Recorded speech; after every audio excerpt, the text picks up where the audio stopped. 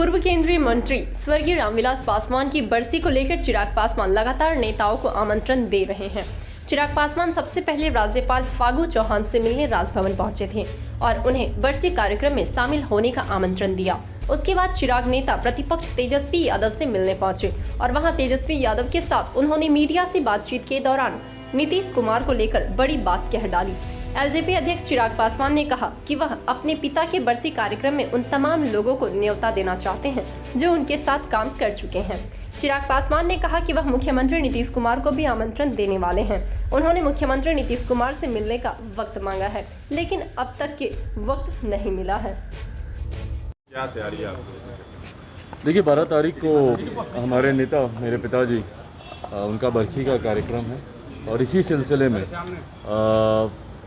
मैं हर एक जगह जाकर व्यक्तिगत तौर पर यह निमंत्रण दे रहा हूं, क्योंकि हमारे नेता की खूबसूरती ये थी कि उनका व्यवहारिक संबंध और व्यक्तिगत संबंध उनका हर किसी के साथ बहुत मधुर थे, बहुत खूबसूरत रिश्ते थे। तो जितने भी उनके सहयोगी, उनके साथी, उनके समकक्ष जिन्होंने कार्य किया है, हर किसी से व्यक्तिगत तौर पर जाकर मैं उनको आमंत्रित कर रहा हूँ और उम्मीद करता हूँ कि इस कार्यक्रम में हर कोई अपनी उपस्थिति दर्ज कराकर उनको श्रद्धांजलि देना। कार्ड पर आपने सभी का नाम दिया है, इसको लेकर भी तमाम ये उठ रहे थे कि लोग जो आपको जिन लोगों ने छोड़ा आपने उनको भी जगह दी है। देखिए, खून का रिश्ता सदैव रहता है। किसी विषयों पर ज़रूर आपके मतभेद हो सकते हैं, पर मेरे पिताजी के निधन के बाद और ख़ास तौर पर मेरे छोटे चाचा जी का निधन मेरे पिताजी के निधन से पहले हुआ था।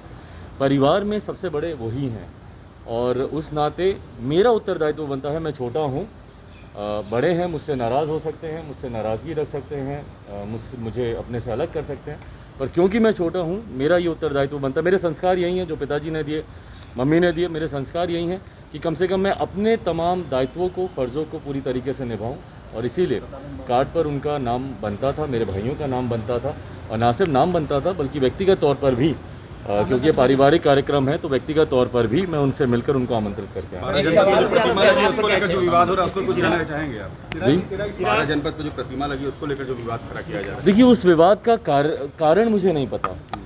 भाई, वो मेरे नेता रहे हैं, मेरे पिता हैं और अगर उनकी प्रतिमा अगर मैं लगा रहा हूँ, कल को तो आप कहेंगे कि भैया आपने उनकी तस्वीर क्यों लगाई अपने घर में, या उसकी तस्वीर पे आप माल्यार्पण क्यों कर रहे हैं उनकी तस्वीर पे। तो ये किस तरीके का विवाद है मेरी समझ के परे है। उनकी प्रतिमा सिर्फ उनके आवास पर ही नहीं बल्कि बिहार के हर ज़िले में लगेगी और आज की तारीख में सरकार की इजाज़त से ही मैं उस आवास पर रह रहा हूँ, इसलिए ये प्रतिमा वहाँ पर है। कल को जहाँ पर भी मैं रहूँगा उनकी प्रतिमा वहाँ पर लगेगी। और बिहार के, जैसा मैंने कहा, क्योंकि 50 साल सक्रिय राजनीति में गरीबों शोषितों के लिए उन्होंने सामाजिक न्याय की निरंतरता में उन्होंने लड़ाई लड़ी है, तो लाखों करोड़ों उनके शुभचिंतक हैं, उनके समर्थक हैं जो चाहते थे। और ये प्रतिमा पर आज विवाद क्यों मेरी समझ के परे है।